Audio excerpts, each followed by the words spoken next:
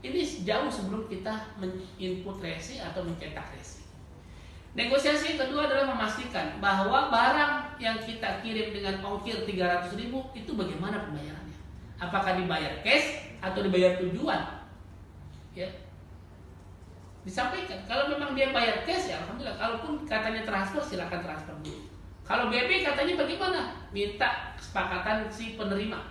Karena kalau bayar di tujuan, ini kesepakatannya bukan kesepakatan ongkir ya, bukan kepada pengirim tapi penerima.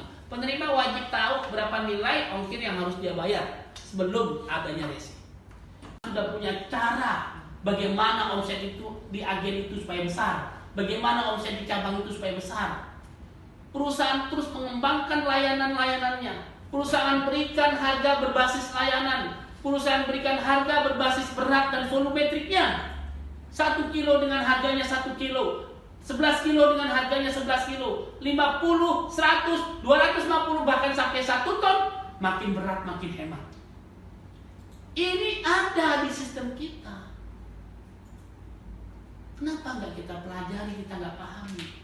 Makin berat makin hemat. Diskon sampai dengan 60% ada. Kalau kompetitor diskon sampai 40%, kita ada sampai 60%. Ini bukan wacana, Anda sudah lihat tadi. Ya. Harga padati kita dibanding dengan harga darat Jakarta Medan 100 kilo ke atas, ini bisa sampai 70% diskonnya. Lalu kita pahamnya apa? Begitu kecuali NTT, Maluku dan Papua. Di seluruh wilayah selain NTT, Maluku, Papua, 1 kilo siap kirim sudah diberlakukan dan diakomodir oleh sistem kita.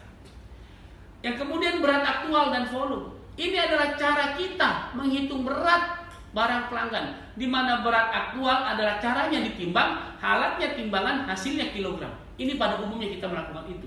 Namun ada cara yang kedua, di mana barang besar tapi ringan kita lakukan dengan cara volumetrik.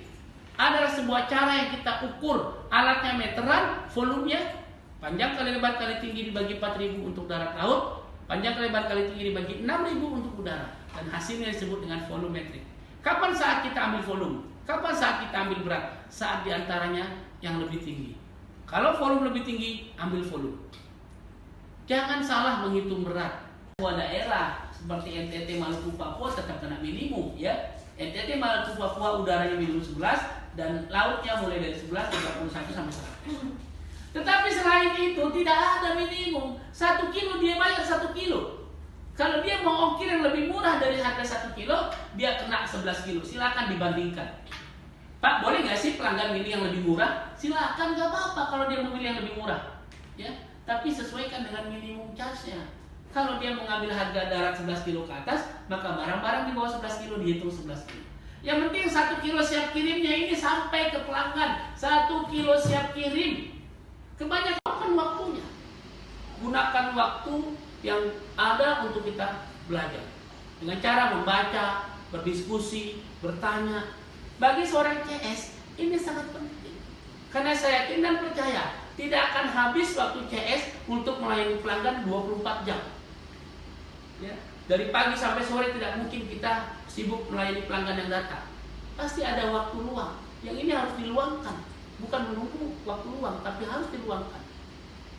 Ya, baca buku, baca tentang syarat ketentuan, baca bagaimana tata cara transaksi kita, baca lagi bagaimana mengenalkan produk layanan kita. Pahami, baca terus.